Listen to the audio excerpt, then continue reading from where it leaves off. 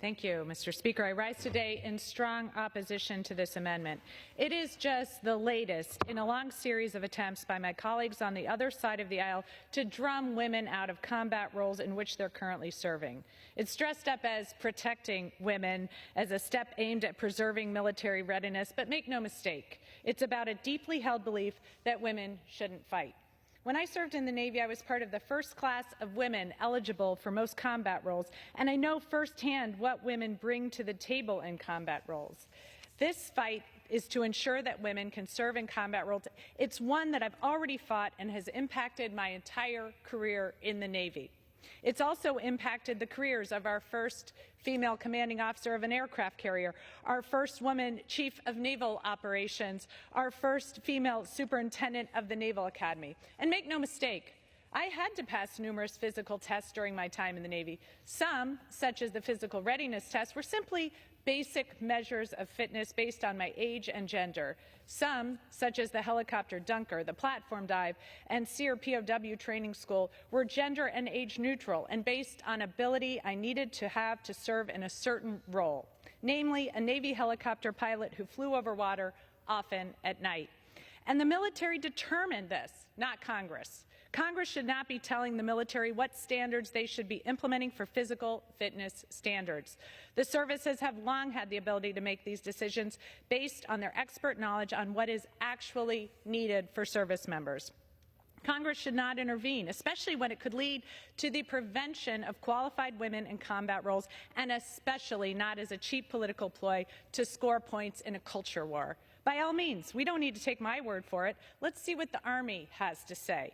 It's redundant. Per Secretary Wormuth, the Army already has sex-neutral fitness standards that apply to every single combat arms military occupational specialty. It's duplicative.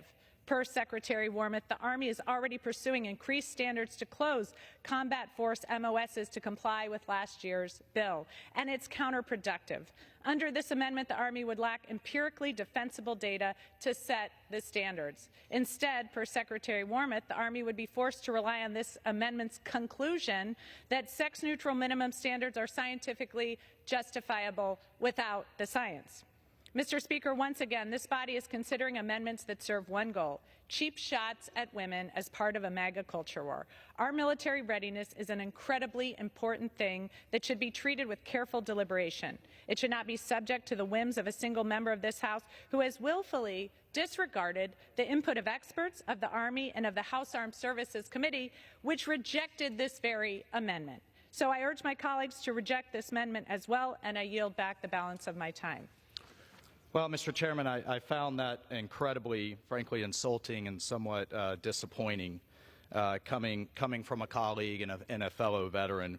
But at the end of the day, those who are fighting for women to serve in all combat roles, which I'll state again, despite the aspersion or projecting of motives here, cannot then say, well, they should have a lower standard in combat, because combat doesn't present a lower standard. It's one, life or death, and when you're in the foxhole with fellow Americans, that's all that matters. Number one. Number two, I think to equate an experience as a helicopter pilot with what this amendment actually addresses, which are combat roles in the Army, not in the Navy, not in the Air Force, not with support roles, not with other specialties, that, again, all Americans are welcome and should be welcome to serve in, is either we haven't read the amendment or we have our own motives in place. Hard to tell.